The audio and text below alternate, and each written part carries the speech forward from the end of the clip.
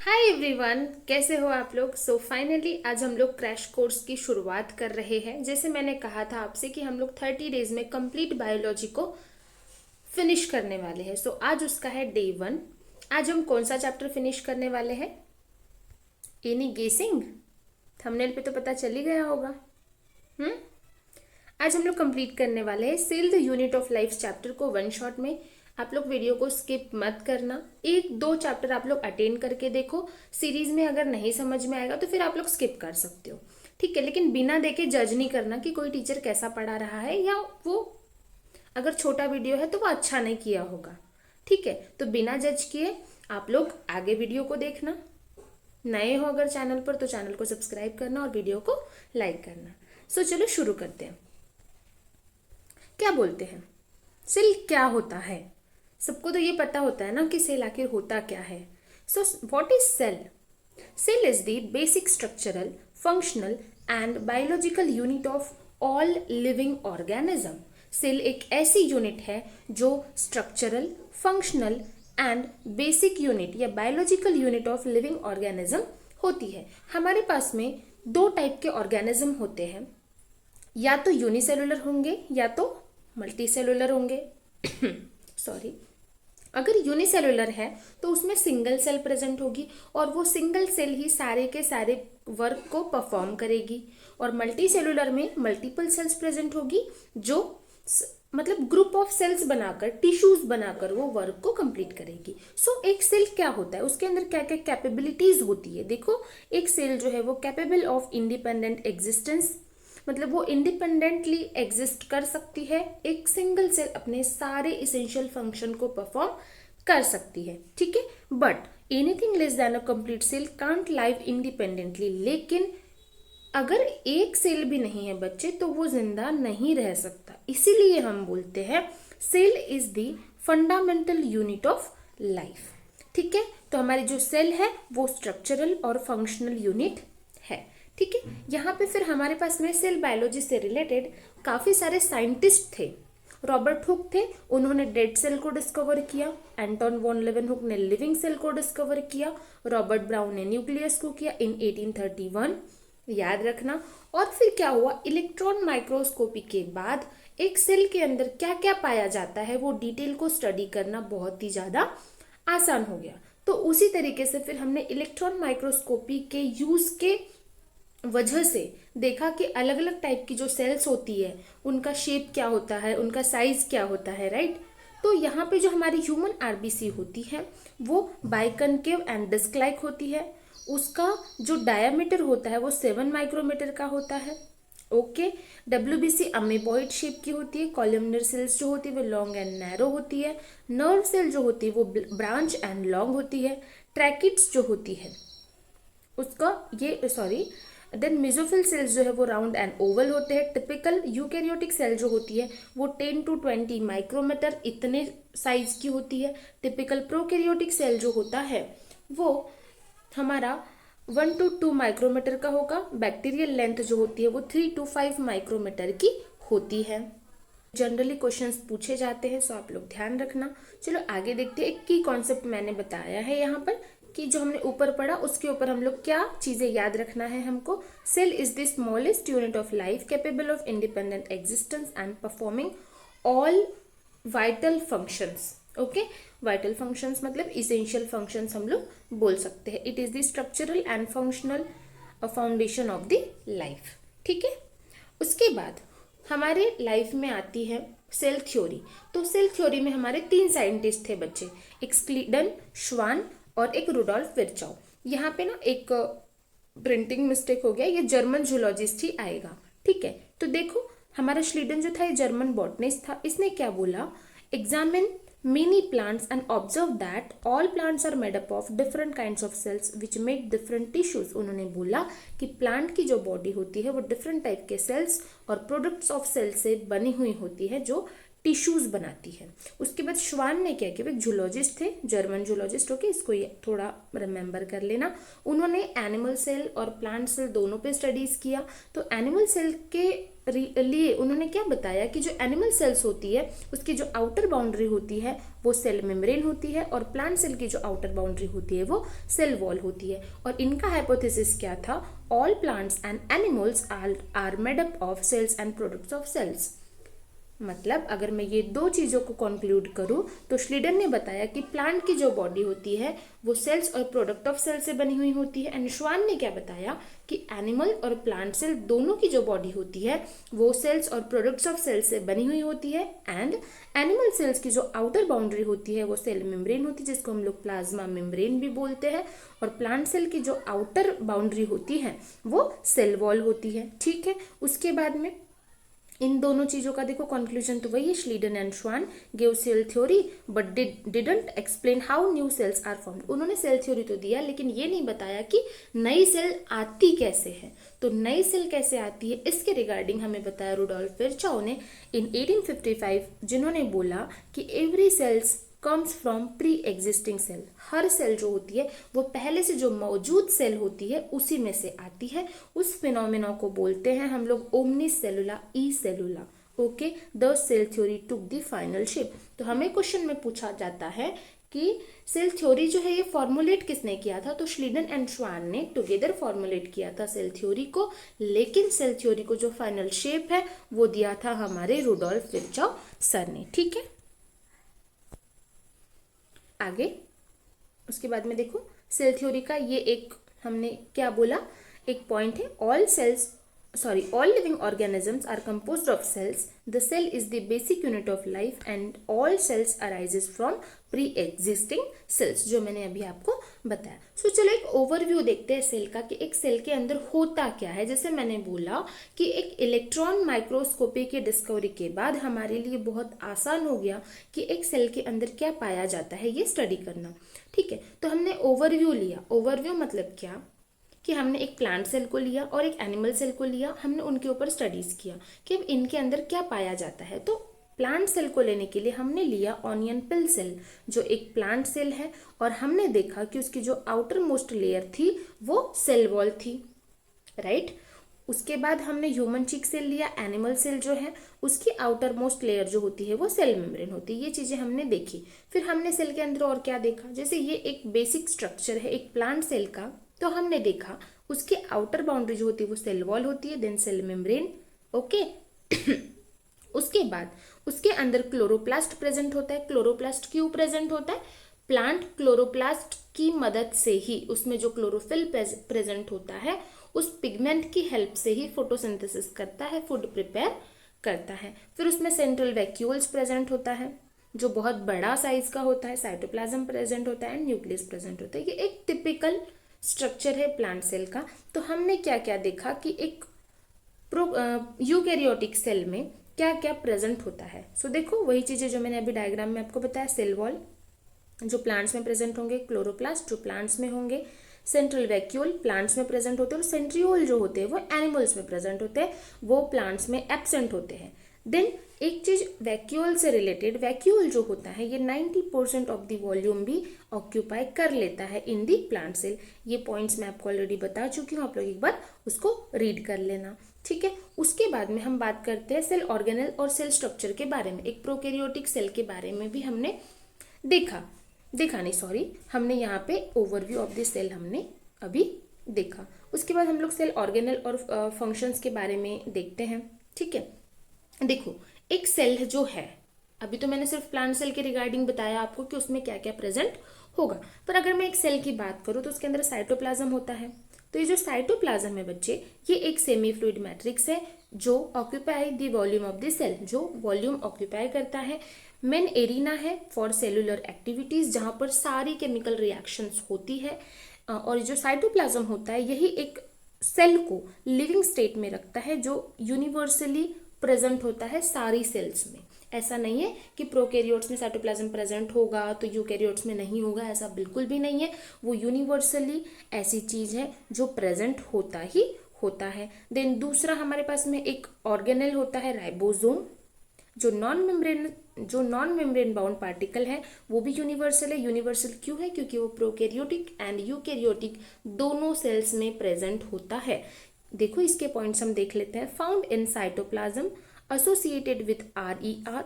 Ribosomes जो होते हैं वो साइटोप्लाज्म में भी प्रेजेंट होते हैं, वो रफ एंडोप्लाज्मिक रेटिकुलम के साथ में भी एसोसिएटेड होते हैं, माइटोकॉन्ड्रिया के साथ में एसोसिएटेड होते हैं, and chloroplast, mitochondria and chloroplast में भी प्रेजेंट होते हैं। ठीक है, एक चीज और, जो हमारे राइबोसोम्स होते हैं उसके डिफरेंट साइज होते हैं। तो माइटोकॉन्ड्रिया, क्लोरोप्लास्ट और प्रोकैरियोटिक सेल में 70S टाइप के राइबोसोम्स प्रेजेंट होते हैं। In prokaryotes associated with the cell membrane, और प्रोकैरियोटिक सेल में वो सेल मेम्ब्रेन से एसोसिएटेड भी होते हैं। ये जो राइबोसोम्स होते हैं इसको हम पैलेडी पार्टिकल्स बोलते हैं। क्यों? क्योंकि इनको जॉर्ज पैलेडी ने डिस्कवर किया था। और इसको हम प्रोटीन फैक्ट्री बोलते हैं, जो स्मॉलेस्ट ऑर्गेनल है, जिसका साइज जो है ये 15 to 20 नैनोमीटर इतना होता है, जिसकी डिस्कवरी 1953 में हुई थी। इसके बारे में, न्यूक्लियस क्या है? एक डेंस मेम्ब्रेन बाउंड स्ट्रक्चर है जो साइटोप्लाज्म में प्रेजेंट होता है। ठीक है, इसके बारे में पॉइंट्स अगर देखें हम, तो it contains chromosome that in fact contain DNA जो जेनेटिक मटेरियल होता है। उसके बाद control centre of the cell regulates all activities, और वो कंट्रोल सेंटर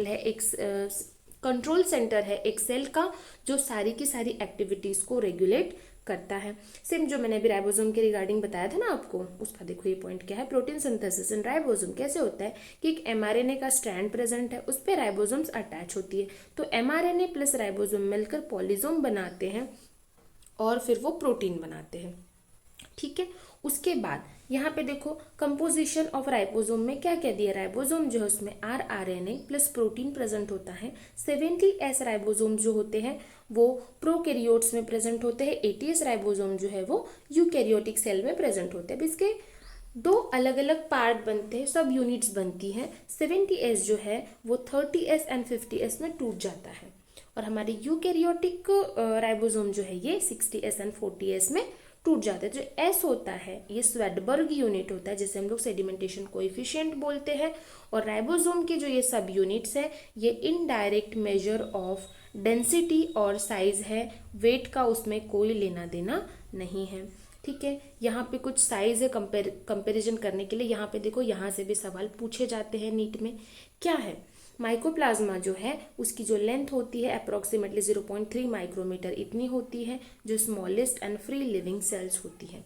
PPLO उनका साइज 0.1 माइक्रोमीटर इतना होता है लगभग, और जो सेल वॉल उसमें नहीं होती है। वायरसेस जो है ये 0.02 से लेकर 0.2 माइक्रोमीटर इतने होते हैं, और ये एसेलुलर इन्फेक्शियस पार्टिकल होते हैं, इसमें कोई भी सेल प्रेजेंट नहीं होता।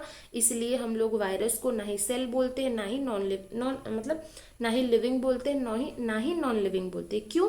क्योंकि वो सेल के बाहर नॉन लिविंग है और सेल के अंदर लिविंग है, क्योंकि वो होस्ट की बॉडी को यूज करता है। ठीक है, ऑस्ट्रिच का जो एग है वो लार्जेस्ट सेल है, विजिबल टू नेकेड आई। ठीक है, आगे देखो, यहाँ पे हमने जो की कॉन्सेप्ट लिया है ऊपर जो पढ़ा उसके अकॉर्डिंग क्या है। Cytoplasm is the site of most cellular activities, मतलब जिसको हमने बोला था main arena of the cellular activities. Arena मतलब एरिया एक तरीके से। ठीक है, ऐसा एरिया जहाँ पे सारे की सारे सेलुलर एक्टिविटीज परफॉर्म हो रही है। फिर ribosomes are universal protein factories. Universal protein factories क्यों है यूनिवर्सल? क्योंकि वो प्रोकैरियोट्स एंड यूकैरियोट्स दोनों में प्रेजेंट होते हैं। देन न्यूक्लियस क्या है? कंट्रोल सेंटर है हेरिडिटी का भी, and it contains DNA in chromosome. ठीक है, राइबोसोम साइज जो होती है वो स्वेडबर्ग यूनिट, एस जो सेडिमेंटेशन कोएफिशिएंट होता है ना उसको हम स्वेडबर्ग यूनिट बोलते हैं। और सेल साइज जो है वो डेंसिटी का, cell size and density are not measured by weight. ठीक है, यहाँ पे चीजें हो गई। उसके बाद में हम लोग प्रोकैरियोटिक, ये हमने ओवरव्यू देखा कि एक सेल के अंदर क्या क्या प्रेजेंट होता है, कौन सी चीजें होती है, किस तरीके से वर्क करती है। अब हम मेनली बात कर रहे हैं बच्चे प्रोकैरियोटिक सेल के बारे में। तो प्रोकैरियोटिक सेल जो होती है ये बहुत ही ज्यादा सिंपल होती है as compare to the eukaryotic cell. उनका स्ट्रक्चर सिंपल होता है लेकिन उनका बिहेवियर जो होता है वो बहुत ही ज़्यादा कॉम्प्लेक्स होता है। तो हम क्या बोल सकते हैं, prokaryotic cells are simple unicellular organism without a true nucleus. उनके अंदर एक सच्चा न्यूक्लियस या ट्रू न्यूक्लियस प्रेजेंट नहीं होता। और प्रोकैरियोटिक सेल में हम mainly bacteria, blue green algae, mycoplasma and PPLO को लेते हैं। इसमें की हाइलाइट्स क्या है कि smaller in size and divide faster. जो प्रोकैरियोटिक सेल होती है उसका साइज जो है वो काफ़ी स्मॉल होता है और वो बहुत ही फास्ट डिवाइड करता है। प्रोकैरियोटिक सेल में जो बैक्टीरिया होता है उसके मेनली 4 बेसिक शेप्स होते हैं। फर्स्ट कोकाई जो राउंड होता है, बेसिलस जो रॉड शेप का होता है, स्पिरिलम जो स्प्रिंग लाइक होता है, एंड विब्रियो जो क्वामा शेप का होता है। तो हम अभी देखते हैं कि बेसिक जो एक शेप होता है, बेसिक शेप होता है हमारे प्रोकैरियोटिक सेल में बैक्टीरिया का, वो हम अभी देख लेते हैं। देखो यहाँ पे सेल मेम्ब्रेन प्रेजेंट होती है अंदर की साइड में, बाहर की साइड में सेल वॉल प्रेजेंट होती है और ये जो सेल वॉल है ये माइकोप्लाज्मा में एब्सेंट होती है। ठीक है, ये सेल वॉल जो है ये रिजिड होती है। देन पॉलीअमीन एंड पॉलीप्रोटीन्स प्रेजेंट होती है। इनके डीएनए पे नेकेड डीएनए प्रेजेंट होता है जिसको हम लोग न्यूक्लियोइड बोलते हैं या जिसको हम लोग जीनोफोर भी बोल देते हैं। ठीक है, ये क्या चीज़ है भाई, ये हमारा फ्लैजेला हो गया। ठीक है, ये हमारे प्लाज्मिड्स प्रेजेंट हो गए जो एक्स्ट्रा क्रोमोसोमल डीएनए होते हैं। ठीक है, यहाँ पे देखो दूसरा जो मेम्ब्रेन्स की फोल्ड्स होती है बच्चे, एक मिनट जस्ट,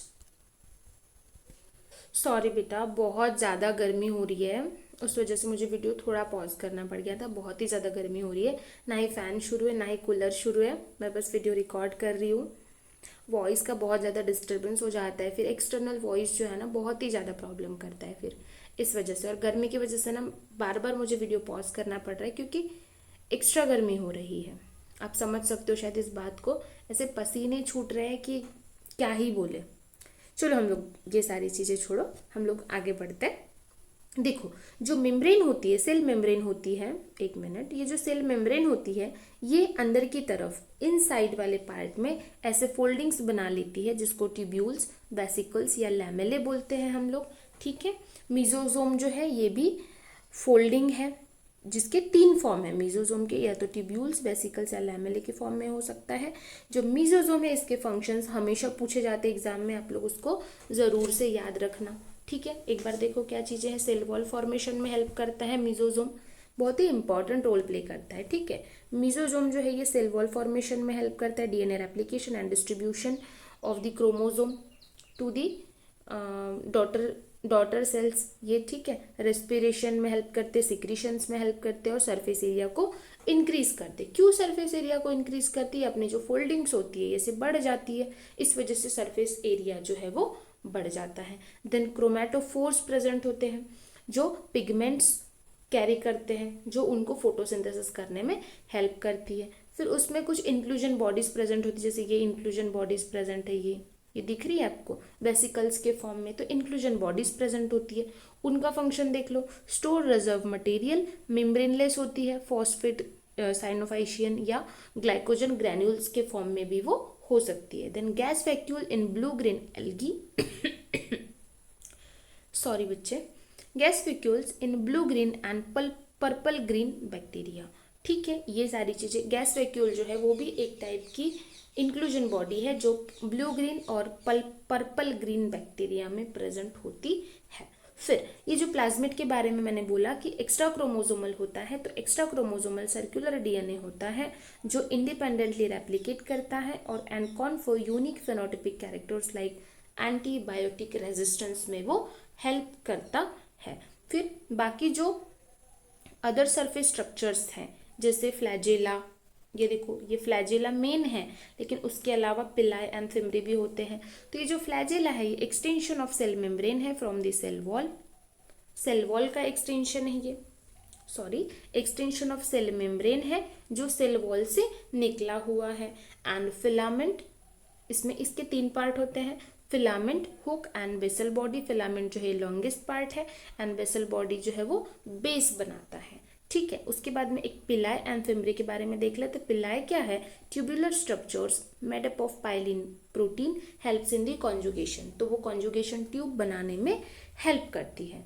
ठीक है, एंड फिम्बरी क्या है, bristle like structure give grip to the bacteria. ये फिम्बरी जो होते हैं ना ऐसे छोटे छोटे छोटे छोटे ऐसे ब्रश की तरह प्रेजेंट होते हैं, जैसे कहीं ग्रिप बनाने में वो मदद करते हैं। जैसे रॉक्स वगैरह पे उनको अटैच होना है तो वहाँ पर वो सबसे ज़्यादा हेल्प करते हैं। ठीक है, यहाँ पे देखो क्विक रिकैप मैंने एक दिया है आपको, ऊपर जो हमने पढ़ा है ना उसके उसके रिलेटेड देखो क्या चीज़ें हैं। सेल मेम्ब्रेन जो होती है उसकी फंक्शन क्या है, protect cell and regulates transport. ठीक है, सेल वॉल क्या करता है, provide shape support and protection. Then nucleoid क्या है, contain single chromosome DNA plasmid, ये आप रीड कर लेना एज इट इज मैंने अभी आपको बताया है। ठीक है, फिर उसके बाद में हम मेनली बढ़ते हैं यूकैरियोटिक सेल के ऊपर। तो यूकैरियोटिक सेल जो होती है बच्चे, उसमें हम सेल एनवेलप के बारे में सबसे पहले पढ़ेंगे कि सेल एनवेलप क्या होता है और उसमें कौन सी लेयर्स प्रेजेंट होती है। तो सेल एनवेलप में हमारे पास में 3 लेयर आ जाती है। सेल एनवेलप में हमारे पास में 3 लेयर आ जाती है। सबसे आउटर मोस्ट होती है हमारी ग्लाइकोकैलिक्स, उसके बाद में हो जाता है सेल वॉल एंड अंदर की साइड में हमारी हो जाती है क्या, प्लाज्मा मेम्ब्रेन। ठीक है, ये देखो glycocalyx, cell wall and cell membrane, that is plasma membrane. So cell envelope के रिगार्डिंग हम रीड करते, प्रेजेंट इन मोस्ट प्रोकैरियोट्स में प्रेजेंट होता है, ऑल में नहीं होता, ध्यान रखना क्वेश्चन में पूछा जा सकता है। ठीक है, पर्टिकुलरली बैक्टीरियल सेल्स में ये प्रेजेंट होती है। Chemically complex and overall protective unit है, consist of glycocalyx, cell wall and cell membrane. ठीक है, इसमें जो outer most and defensive layer है ग्लाइकोकैलिक्स, इसके 2 टाइप्स हो सकते हैं। अगर ये चिपचिपा सा है, ऐसा जेली लाइक है, तो ये स्लाइम लेयर होगा जो लूज होता है, एंड कैप्सूल ऐसा बहुत टफ है तो उसको हम लोग टफ है तो हम उसको कैप्सूल बोलते हैं। ठीक है, सेल वॉल जो होती है give shape and strength to the cell and prevent bacterial cell from the bursting and collapsing. ठीक है, फिर ये 2 के फंक्शन हमने देखे, ग्लाइकोकैलिक्स और सेल वॉल के। अब सेल मेम्ब्रेन के देख लेते हैं कि सेल मेम्ब्रेन क्या बोलती है। सेल मेम्ब्रेन जो होती है बच्चे, वो सिलेक्टिवली परमिएबल मेम्ब्रेन होती है जो कुछ सिलेक्टेड मटेरियल्स को ही अंदर या बाहर जाने देती है। ठीक है, interacts with outside world. Based on nature of cell envelope, bacteria can be gram positive और ग्राम नेगेटिव। ये सेल एनवेलप के नेचर के बेसिस पे हम बैक्टीरियाज को 2 क्लासेस में डिवाइड करते हैं, ग्राम पॉजिटिव या फिर ग्राम नेगेटिव। ठीक है, जो ग्राम स्ट्रेन ले लेता है वो ग्राम पॉजिटिव एंड जो नहीं लेता वो नेगेटिव। ठीक है, फिर उसके बाद में यूकैरियोटिक सेल के ऊपर में क्या बात चल रही है, देखो, have extensive compartmentalisation. Eukaryotic cells जो होती है उसमें एक्सटेंसिव कंपार्टमेंटलाइजेशन होती है, मतलब एक सेल के अंदर, जैसे अगर ये एक सेल है तो इसके अंदर काफ़ी सारे ऐसे कंपार्टमेंट्स प्रेजेंट है। तो ये कंपार्टमेंट जो है ये किस चीज़ के हैं, इसमें अलग अलग टाइप की जो ऑर्गेनल्स होती है वो उनके कंपार्टमेंट्स ये होते हैं। ठीक है, have complex locomotory and cytoskeletal elements. ऐसे साइटोस्केलेटल एलिमेंट्स प्रेजेंट होते हैं जो स्ट्रक्चरल फ्रेमवर्क प्रोवाइड करता है एक यूकैरियोटिक सेल को। Network of filamentous protein provide shape support and motility, ये साइटोस्केलेटन की फीचर है। ठीक है, फाइन है बच्चे। उसके बाद में हम जाएंगे अभी सेल मेम्ब्रेन के ऊपर, बात करते सेल मेम्ब्रेन की रिगार्डिंग। क्या हुआ कि studies on RBCs mainly composed of lipids and protein. जब हमने ह्यूमन आरबीसीज के ऊपर स्टडी किया कि अच्छा ये आरबीसी जो होती है ये किस चीज़ से बनी होती है, तो हमने देखा कि जो सेल मेम्ब्रेन होती है वो मेनली लिपिड्स एंड प्रोटीन्स की बनी हुई होती है, लिपिड्स एंड प्रोटीन्स की बनी होती है। Majorly phospholipids are present as a bilayer, 2 layers प्रेजेंट होती है लिपिड्स की। जैसे ये फॉस्फेट है, फॉस्फेट ग्रुप है, पोलर हेड होता है, हाइड्रोफिलिक जो पानी से प्यार करता है, उसका सिर जो होता है वो पानी की तरफ होता है, एंड उसकी जो टेल्स होती है नॉन पोलर टेल्स होती है जो हाइड्रोफोबिक होती है, जो पानी से हमेशा दूर रहना चाहती है। इसको हम लोग सैचुरेटेड हाइड्रोकार्बन्स भी बोलते हैं। फिर जो प्रोटीन्स प्रेजेंट होते हैं बच्चे मेम्ब्रेन के ऊपर, तो based on ease of extraction कि हम उसको किस तरीके से उस मेम्ब्रेन से सेपरेट आउट कर सकते हैं, उसके बेसिस पर 2 टाइप के प्रोटीन्स प्रेजेंट होते हैं मेम्ब्रेन के ऊपर, इंट्रिंसिक एंड एक्सट्रिंसिक। इंट्रिंसिक जो होते हैं वो पार्शियली या टोटली ब्यूरिड होते हैं, या तो वो थोड़े से मेम्ब्रेन में घुसे हुए होते हैं या पूरे होते हैं। ठीक है, और एक्सट्रिंसिक मतलब जो बाहर की साइड में ही प्रेजेंट होते हैं। फिर ह्यूमन आरबीसीज के ऊपर जब हमने स्टडी किया तो हमने देखा था कि उसकी जो सेल मेम्ब्रेन होती है उसमें 52% प्रोटीन होता है एंड 40% लिपिड होता है। ठीक है, ओके। यहाँ पे then in 1972 Singer and Nicolson gave fluid mosaic model, जहाँ पे उन्होंने बताया था कि प्रोटीन्स जो है, मतलब लिपिड्स के सागर में, लिपिड्स के एक सी में प्रोटीन जो होते हैं आइसबर्ग की तरह बहते रहते हैं। इस तरीके से उन्होंने बोला था। तो लिपिड जो होती है, लिपिड क्या बोल रहा है, देखो ये प्रोटीन्स प्रेजेंट होते हैं और लिपिड की ये बाइलेयर प्रेजेंट होती है। ओए आगे देखो, चलो यहाँ पे क्विक समरी मैंने दिया है, जो मैंने ऊपर बताया है वही है, आप लोग उसको रीड कर लेना। ठीक है, आलस नहीं करना, एक बार देख लो, अपने पास इसका स्क्रीनशॉट ले लो अगर रिवाइज करना है तो। ठीक है, फिर से एक बार आप लोग देख लेना। सो चलो उसके बाद में हम आगे देखते हैं कि एक सेल मेम्ब्रेन जो होती है उसका स्ट्रक्चर किस तरीके से होता है। जैसे ये यहाँ पे ग्लाइकोप्रोटीन्स प्रेजेंट है, देख लो, ये ग्लाइकोलिपिड्स है, ये ग्लाइकोप्रोटीन्स है, ये हमारे ट्रांसमेम्ब्रेन प्रोटीन है जो चैनल प्रोटीन का काम करते हैं। ठीक है, जो ट्रांसपोर्ट में हेल्प करती है। उस तरीके से देखो मेम्ब्रेन ट्रांसपोर्ट कितने टाइप के होते हैं। न्यूट्रल मॉलिक्यूल्स को करने वाले सिंपल हो जाता है, मतलब सिंपली ट्रांसपोर्ट हो जाता है, उसमें सिंपल डिफ्यूजन जिसको हम लोग बोलते हैं। पोलर मॉलिक्यूल्स को ट्रांसपोर्ट कराने के लिए फैसिलिटेड डिफ्यूजन होता है। एंड एटीपी का जहाँ यूज होता है उसे हम एक्टिव ट्रांसपोर्ट बोलते हैं, जहाँ पे पंप्स का यूज होता है। ये जो है ये पंप का यूज कर, मतलब पंप का काम करता है, और ये पंप जो होते हैं ये मेनली प्रोटीन्स होते हैं बच्चे। ठीक है, और ये जो सिंपल डिफ्यूजन और फैसिलिटेड डिफ्यूजन है उसको हम लोग पैसिव ट्रांसपोर्ट बोलते हैं, और जिसमें पंप यूज होता है हम उसको एक्टिव ट्रांसपोर्ट बोलते हैं। ठीक है, जहाँ पे एनर्जी का यूज हो रहा है वो एक्टिव ट्रांसपोर्ट है, और जहाँ एनर्जी का यूज नहीं हो रहा है वो पैसिव ट्रांसपोर्ट है। उसके बाद में देखो सेल वॉल के बारे में। सेल वॉल क्या चीज है? सेल वॉल एक रिजिड नॉन लिविंग स्ट्रक्चर है जो एक सेल को shape, protection and cell to cell interaction provide करता है। Act as a barrier to macromolecules, macromolecules के लिए वो बैरियर का काम करता है। इसके जो कंपोजिशंस होते हैं वो अलग अलग, इसमें अलग अलग होते हैं। तो ये एग्जाम में पूछा जाता है कि एल्गी की जो सेल वॉल होती है वो किस चीज़ से बनी हुई होती है। तो cellulose, galactans, mannans and calcium carbonate, ये जो कंपोनेंट्स है हम लोग एल्गी की सेल वॉल का बोलते हैं। एंड हायर प्लांट्स में क्या होता है, उनकी जो सेल वॉल होती है, ये लोअर प्लांट है ना बच्चे, ये भी तो प्लांट है, एल्गी भी तो प्लांट है ना। बताओ जरा प्लांट के कौन से ये है, अपने प्लांट के कौन से टाइप्स है, कमेंट में बताओ।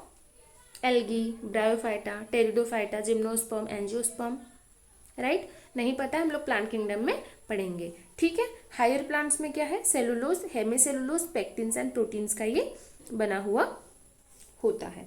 ठीक है, उसके बाद में ये सेल वॉल की डेवलपमेंट एंड ग्रोथ के रिगार्डिंग हम चीज़ें देख लेते हैं। प्राइमरी सेल वॉल जो होती है वो ग्रोथ करने के लिए कैपेबल होती है, प्राइमरी सेल वॉल की ही ग्रोथ होती है, सेकेंडरी सेल वॉल की ग्रोथ नहीं होती। When a cell mature, secondary cell wall develops inner to primary cell wall. Primary cell wall के अंदर साइड में सेकेंडरी सेल वॉल बनती है जो फर्दर डिवाइड नहीं करती या ग्रो नहीं करती। ठीक है, स्पेशलाइजेशंस की हम लोग बात करें तो इसमें क्या है, मिडल लैमेला जो होती है, दो सेल्स को जोड़ने वाला जो एक पार्ट होता है जिसको हम लोग मिडल लैमेला बोलते हैं। कैल्शियम पैक्टेट की लेयर होती है that connect to neighbouring cells. Middle lamella क्या है, ऐसा पार्ट है जो दो नेबरिंग सेल्स को कनेक्ट करती है, और कैसे कनेक्ट करती, कैल्शियम पैक्टेट के थ्रू करती है। प्लाज्मोडेस्माटा क्या है, साइटोप्लाज्मिक स्ट्रैंड है दो प्लांट सेल के बीच में। यहाँ तक चीजें समझ में आ गई। उसके बाद में हम लोग बात करते हैं एंडोमेम्ब्रेन सिस्टम के बारे में। तो एंडोमेम्ब्रेन सिस्टम में बच्चे हमारे पास आते हैं 4 ऑर्गेनेल्स। कौन से आते हैं हमारे पास में, पहले आ जाता है एंडोप्लाज्मिक रेटिक्यूलम, देन आ जाता है गोल्जी बॉडी जिसको हम गोल्जी कॉम्प्लेक्स भी बोलते हैं, एंड उसके बाद में वैक्यूल्स, लाइसोसोम्स। ये 4 चीजें आती हैं। इनके जो वर्क होते हैं कोऑर्डिनेटेड होते हैं, इसलिए हम लोग उनको एंडोमेम्ब्रेन सिस्टम का पार्ट बोलते हैं। तो एंडोमेम्ब्रेन सिस्टम में देखो इनके जो फंक्शंस होते हैं ये कोऑर्डिनेटेड होते हैं। इसमें ईआर, गोल्जी कॉम्प्लेक्स, लाइसोसोम और वैक्यूल्स ये चीजें होती हैं। ये की टर्म्स जो है ये मैंने सेल वॉल के रिगार्डिंग लिखा है, आप लोग इसको भी देख लेना, कुछ लगता है स्क्रीनशॉट लेने का और रिवाइज करने का। ठीक है, अभी टाइम नहीं है कि आप लोग बहुत सारी नोट्स बनाओ, आप लोग बस ये नोट्स का यूज करो, स्क्रीनशॉट्स लेते चलो एंड उनको रिवाइज करते चलो। ठीक है, मेरे से अगर हो पाएगा तो मैं नोट्स भी प्रोवाइड करवा दूंगी। ठीक है, उसके बाद सेल ऑर्गेनेल्स में कौन से हैं, तो हम लोग पहले बात करते हैं एंडोप्लाज्मिक रेटिक्यूलम के बारे में। तो ईआर जो है ये network of scattered tubes and flattened sacs, एक एंडोप्लाज्मिक रेटिक्यूलम जो है वो नेटवर्क है जहाँ पे स्कैटर्ड ट्यूब्स प्रेजेंट होती है और फ्लैटेंड सैक्स प्रेजेंट होते हैं, जो हमारे न्यूक्लियर मेम्ब्रेन की आउटर मेम्ब्रेन से एसोसिएशन में होती है या उससे वो कंटिन्यूअस होती है। ठीक है, RER क्या है? Rough endoplasmic reticulum synthesises and secretes proteins in direct contact with nuclear envelope. इसके ऊपर रफ एंडोप्लाज्मिक रेटिक्यूलम जो होती है उस पर राइबोसोम्स प्रेजेंट होते हैं। राइबोसोम को हम लोग प्रोटीन फैक्ट्री बोलते हैं। तो ऑब्वियसली जो रफ एंडोप्लाज्मिक रेटिक्यूलम है उसका फंक्शन क्या है? प्रोटीन सिंथेसिस करना, जो हमारे न्यूक्लियर मेम्ब्रेन के डायरेक्ट कॉन्टैक्ट में होती है। ठीक है, देन SER क्या है?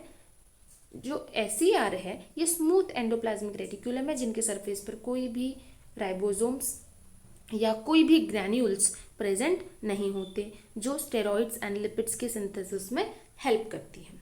ठीक है, इतना हो गया इतना हो गया बच्चे। उसके बाद में देखो गोल्जी कॉम्प्लेक्स के बारे में। हमने पहला एंडोप्लाज्मिक रेटिक्यूलम के बारे में देखा। देन गोल्जी कॉम्प्लेक्स क्या बोलता है?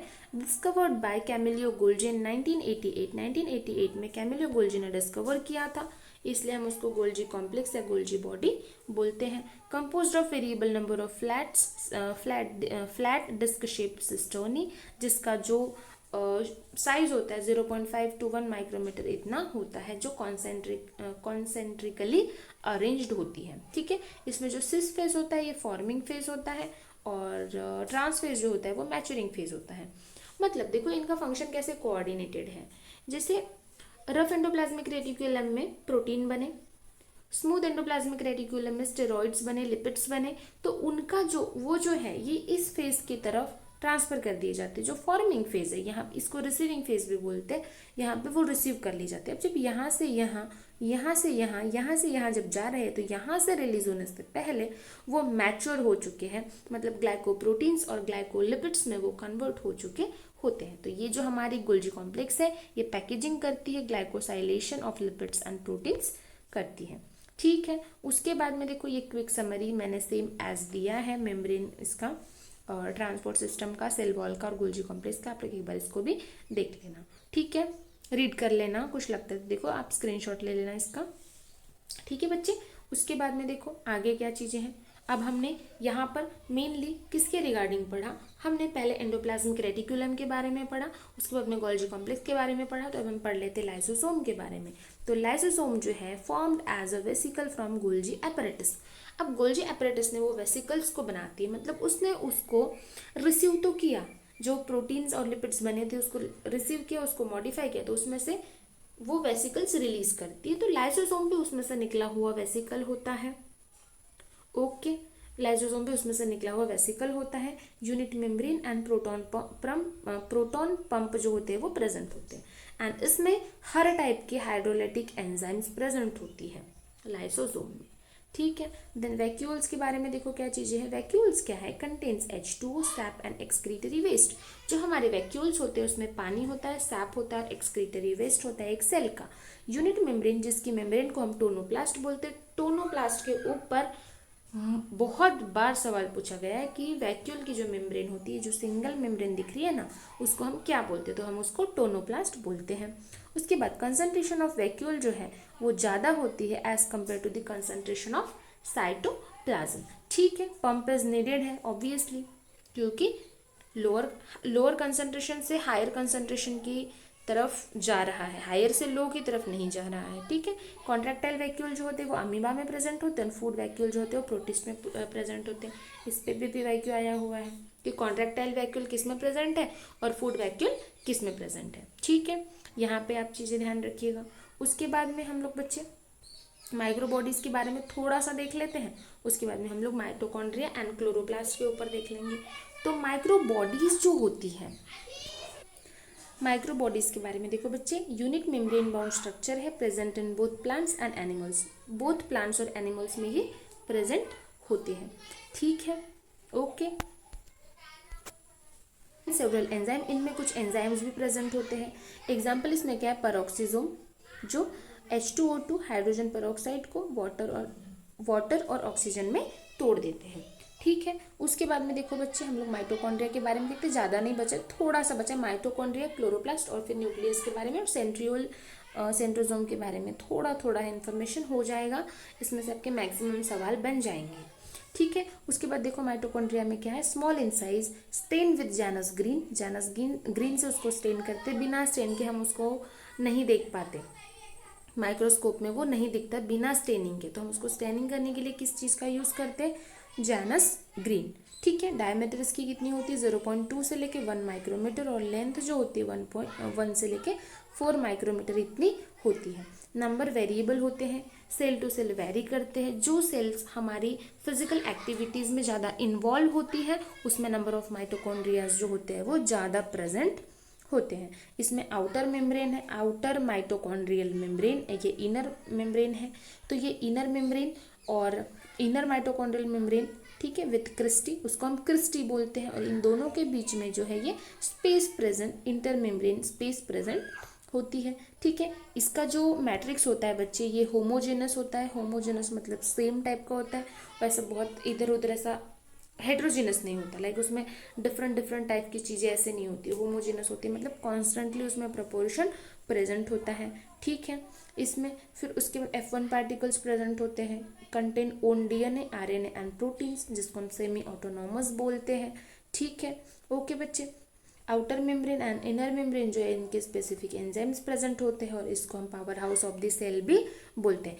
एंड बच्चे एक बात बताओ, 9th 10th में कुछ पढ़ा हो नहीं पढ़ा हो, 2 लाइन जरूर पढ़िए, cell is the unit of life and mitochondria is the power house of the cell, right. उसके बाद में हम किसकी बात करेंगे बच्चे, प्लास्टिड्स के बारे में। तो प्लास्टिड्स क्या है, हम मेनली उसमें देखो, हम क्लोरोप्लास्ट को भी प्लास्टिड बोलते हैं, मतलब प्लास्टिड के टाइप में आ जाते हैं हमारे क्लोरोप्लास्ट। तो इसमें देखो पहला आ जाता है chloroplast, then chromoplast and then leucoplast. ठीक है, तो जो क्लोरोप्लास्ट होते हैं उसमें क्लोरोफिल पिगमेंट होता है, कैरोटिनॉइड्स भी होते हैं। क्रोमोप्लास्ट में contain carotenoids only, and leucoplast जो होते हैं कलरलेस होते हैं, जो सिर्फ मेनली स्टोरेज के लिए हेल्प करते हैं। तो जो एल्यूरोप्लास्ट है वो प्रोटीन को स्टोर करते हैं, एमाइलोप्लास्ट जो है वो स्टार्च को स्टोर करते हैं, इलायोप्लास्ट जो है ये ऑयल्स एंड फैट्स को स्टोर करते हैं। ठीक है, उसके बाद में प्लास्टिड का स्ट्रक्चर है, प्लास्टिड में क्लोरोप्लास्ट का स्ट्रक्चर दिया हुआ है। तो आउटर मेम्ब्रेन है, outer membrane of chloroplast, inner membrane of chloroplast, ये वाली, ये आउटर ये इनर।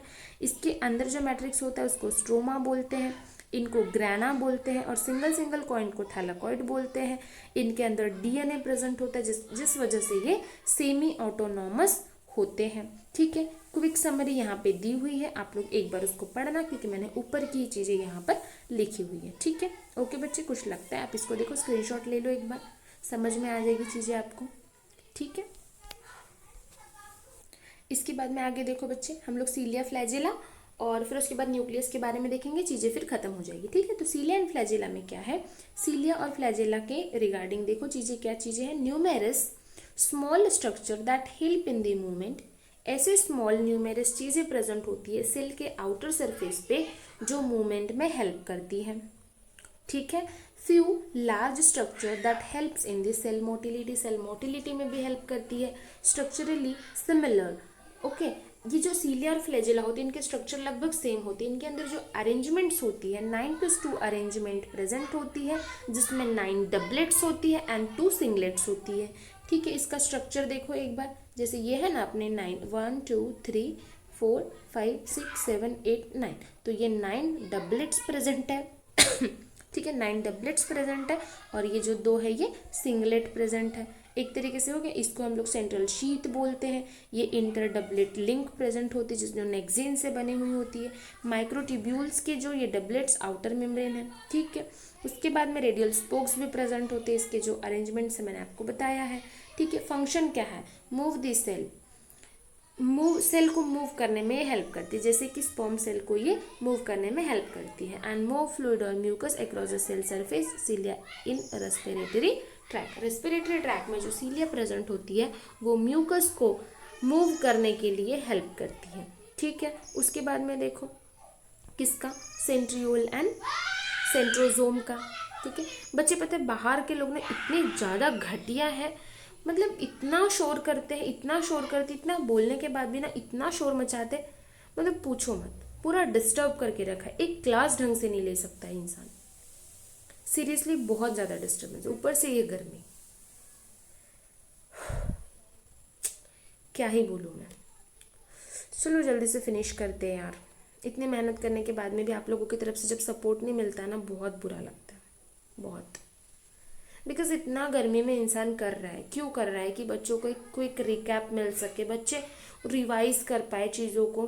खुद से रिवाइज करने बैठो 1 घंटे में चीज़ें नहीं हो पाती, मैं 1 घंटे से कम समय में करा रही हूँ। लेकिन नहीं, आप लोग फिर भी सपोर्ट नहीं करोगे। आप पूरा वीडियो को देखोगे भी नहीं, आप वीडियो को लाइक भी नहीं करोगे, सब्सक्राइब भी नहीं करोगे चैनल को। फाइन है, ओके। उन्हीं बच्चों के लिए किया जाएगा एक तरीके से। अगर 2-4 बच्चे भी पढ़ना चाहते हैं तो अच्छी बात है। चलो आगे बढ़ते हैं, ठीक है। सेंट्रियोल एंड सेंट्रोजोम के रिगार्डिंग क्या है, ये जो है सीलिया एंड फ्लैजेला की बेसल बॉडी कौन बनाता है, सेंट्रियोल एंड सेंट्रोजोम्स बनाती है। Spindle fibre give rise to spindle apparatus during the cell division. मतलब क्या बोल सकते हैं हम लोग कि 2 स्पिंडल फाइबर मिलकर एक स्पिंडल apparatus बनाती है, ठीक है। मतलब सॉरी, सेंट्रियोल और ये जो होती है, क्या बोलते हैं यार, सॉरी मैं कुछ अलग बोल रही थी, मैं भूल गई, फिर से देखो। It forms basal body of cilia and flagella. ये जो है सीलिया और फ्लैजिला की बेसल बॉडी बनाती है। Spindle fibre give rise to spindle apparatus। जो स्पिंडल फाइबर्स होते हैं, सेंट्रियोल प्लस स्पिंडल फाइबर मिलकर क्या बनाते हैं, स्पिंडल apparatus बनाते हैं, ठीक है, ड्यूरिंग द सेल डिवीजन, ठीक है। उसके बाद सेंट्रियोल के रिगार्डिंग देखो, पेरी सेंट्रियोलर स्पेस प्रेजेंट होता है। ये जो 2 सेंट्रियोल्स है ऐसे परपेंडिकुलर अरेंजमेंट में वो प्रेजेंट होते हैं 90 डिग्री पे, जिसको हम लोग फिर सेंट्रियोल, मतलब 2 सेंट्रियोल मिलकर एक सेंट्रोजोम बनाते हैं। इसका क्या चीज़ है देखो, short cylindrical structure made up of 9 triplet microtubules, no central pair, 2 centrioles lie perpendicular to each other surrounded by pericentriolar material। इसमें क्या है, 9:0 अरेंजमेंट होती है, लेकिन 9 जो होते हैं वो ट्रिपलेट्स प्रेजेंट होते हैं एक सेंट्रियोल के अंदर। एक सेंट्रियोल के अंदर अगर 9 × 3 दैट इज 27 है, तो एक सेंट्रियोल के अंदर 27 है, तो ऑब्वियसली सेंट्रोजोम के अंदर 27 का डबल हो जाएगा, 54 प्रेजेंट होंगे, ठीक है। सेंट्रोजोम के रिगार्डिंग वही चीज़ है कि 54 वहाँ पे प्रेजेंट होगा, ठीक है। 2 सेंट्रियोल इक्वल्स टू 1 सेंट्रोजोम, जो मैंने लिख कर बताया है आपको, ठीक है। सीरियसली यार बच्चों, बहुत ज़्यादा डिस्टर्बेंस हो रहा है, और ना मेरे लिए क्लास लेना मतलब ना बहुत ज़्यादा मुश्किल हो रहा है। आज मुझे आप लोगों को क्लास देनी है, मैंने प्रॉमिस किया है कि मैं 18 को क्लास दूंगी, एंड मुझे रिकॉर्ड करना पड़ रहा है। और ये लोग ना इस तरीके से मतलब ऐसे बिहेव कर रहे हैं आजू बाजू के लोग, और ऐसे बच्चे हैं ना वहाँ, मतलब बहुत अति का शोर करते हैं। जस्ट लाइक अगर कोई इंसान अपने घर में बैठकर पीसफुली कोई काम करना चाहे ना, वो काम नहीं कर सकता, इतना शोर मचा रहे हैं। इंसान कैसे क्या गर्मी में कर रहा है इंसान को ही पता है, लेकिन पता नहीं आप लोगों को बैकग्राउंड में आवाज़ भी आ रहा होगा यार। I am sorry for it, मैं कुछ नहीं कर पा रही उस चीज़ के लिए, आई एम सॉरी।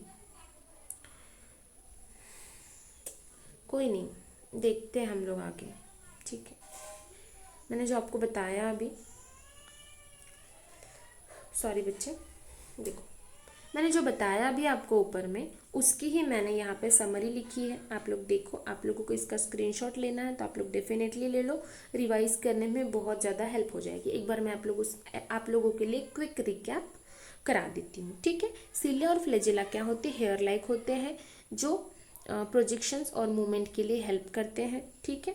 फिर इसका जो स्ट्रक्चर है 9+2 अरेंजमेंट होती है, इसमें 9 आउटर डबलेट्स होती है और 2 सेंट्रल सिंगलेट्स प्रेजेंट होती है। Outer doublets and central pair connected with spoke and nexin से जुड़े हुए होते हैं। इसकी जो लोकेशंस होती है सेल सरफेस पे प्रेजेंट होती है। फंक्शंस क्या है इसके, cell motility and movement of fluid across the cell surface, वहाँ पे हेल्प करती है। इसकी जो अरेंजमेंट्स है 9+2 अरेंजमेंट है। सेंट्रियोल और सेंट्रोजोम में क्या है, ये सेम ही स्ट्रक्चर है। इसके आप लोग एक बार देख लो, एक का देखे तो दूसरे का चीज़ें हो जाएगा। Short cylindrical structure that form basal body, ठीक है। 9 triplet microtubules, no central pair, 2 centriole at 90 degree to each other. मतलब 2 सेंट्रियोल ऐसे अगर परपेंडिकुलरली प्रेजेंट है, जैसे कि ये ऐसे प्रेजेंट है, तो वो सेंट्रियोल बनाते हैं, ठीक है, ये सेम चीज़ें हैं, आप लोग पढ़ लेना, एक बार देख लो, अगर लगता है आप लोग स्क्रीनशॉट ले लो। ये 2 का ले लो अभी, और इसका भी बता देती हूँ मैं आपको, ये देख लो, आपको लगता है तो इधर साइड हो जाती है, ये देखिए हो गया। चलो ठीक है, उसके बाद है न्यूक्लियस, लास्ट पेज है बच्चे, बस फिनिश है फिर। चलो न्यूक्लियस के रिगार्डिंग चीज़ें क्या बोल रहे हैं हम लोग।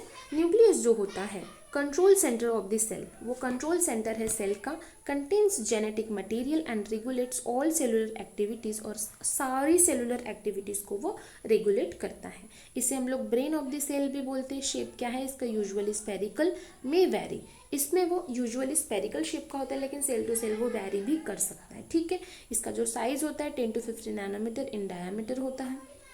ठीक है, number usually 1, may be more in some cells, example muscle cells, muscle cells में ये ज़्यादा भी प्रेजेंट होते हैं। नॉन लिविंग सेल्स, ये नॉन लिविंग है and no iconic in nature.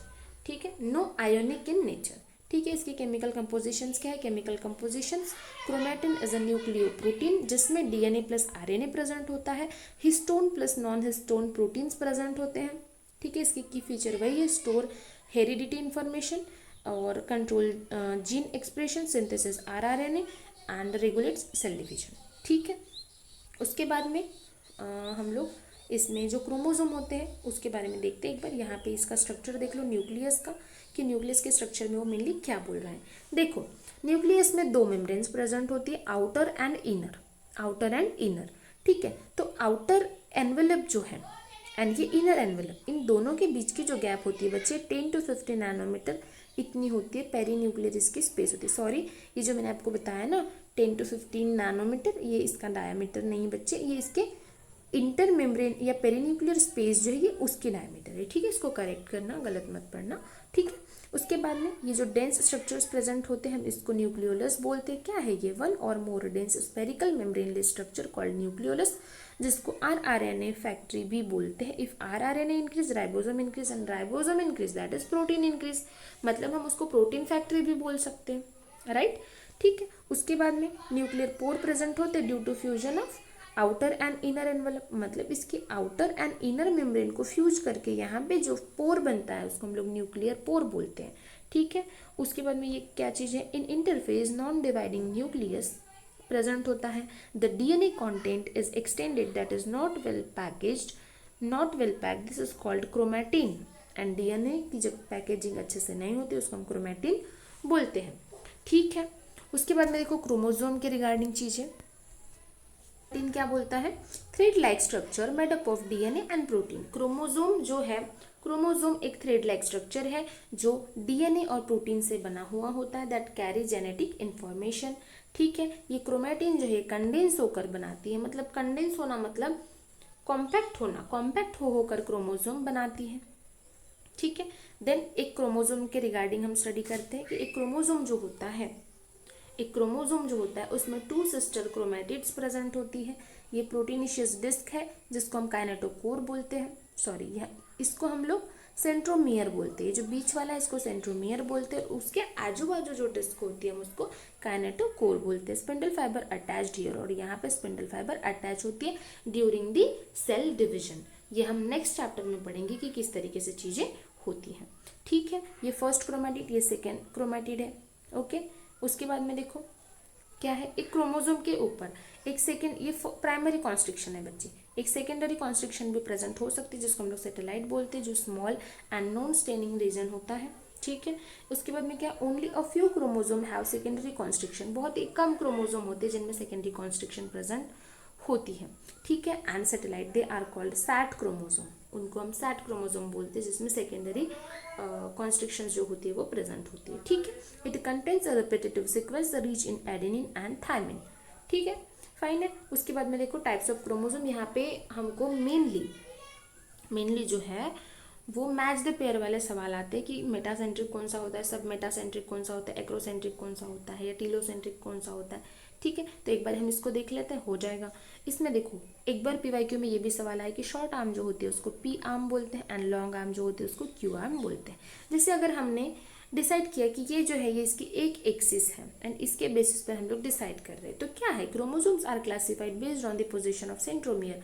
Centromere की पोजीशन के ऊपर हमने डिसाइड किया कि किस तरीके के क्रोमोसोम्स होंगे। तो मेटासेंट्रिक क्या है, centromere at the centre, arms almost equal. Centromere जो होगा वो सेंटर पे होगा एंड आर्म्स जो है वो बिल्कुल इक्वल लेंथ की होगी, उसको हम लोग मेटासेंट्रिक बोलते हैं। एंड सब मेटासेंट्रिक क्या है कि सेंट्रोमियर जो होगा वो थोड़ा सा दूर होगा, तो थोड़े से अनइक्वल आर्म्स इसमें देखने को मिलेगी, जिसको हम सब मेटासेंट्रिक बोलते हैं। देन एक्रोसेंट्रिक क्या है बच्चे, centromere near one and, one and के नियर वो चले जाता है। वेरी शॉर्ट पी आर्म, बहुत ही छोटी पी आर्म होती है एंड लॉन्ग क्यू आर्म होती है, ठीक है। देन टीलोसेंट्रिक में क्या है, centromere at terminal end only one arm visible.